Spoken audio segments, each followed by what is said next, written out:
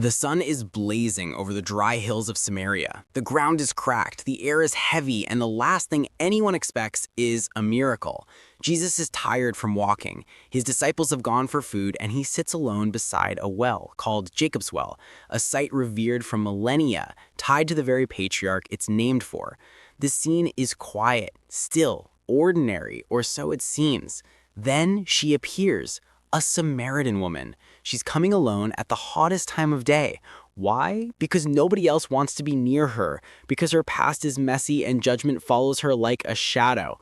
She walks toward the well and freezes. A Jewish man is sitting there. And a Jewish man should never talk to a Samaritan woman. The animosity between their peoples was ancient, rooted in centuries of conquest and religious rivalry. But Jesus breaks barriers. He looks at her and says one simple sentence that shakes her soul. "Give me a drink." She's stunned. You, a Jew, asking me, a Samaritan woman? But Jesus isn't interested in the rules of the world. He goes straight for her heart. He says, "If you knew who I am, you would ask me for living water." Living water? What does that even mean?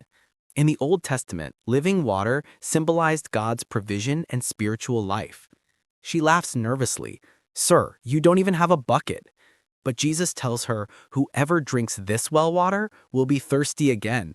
But whoever drinks the water I give will never thirst.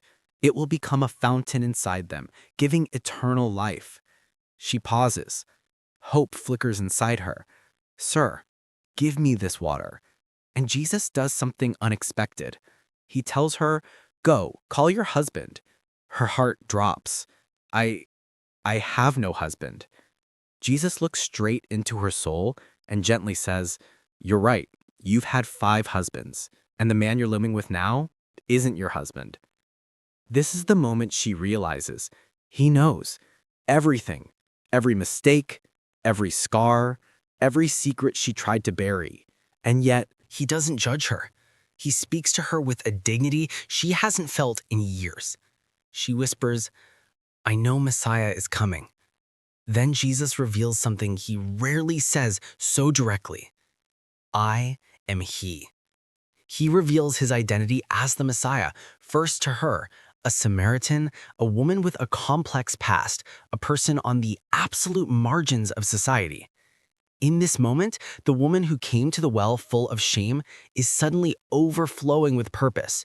She drops her water jar, her old life, her old identity, and runs into the village shouting, "Come see a man who told me everything I ever did. Could this be the Messiah?" And the people who once ignored her follow her.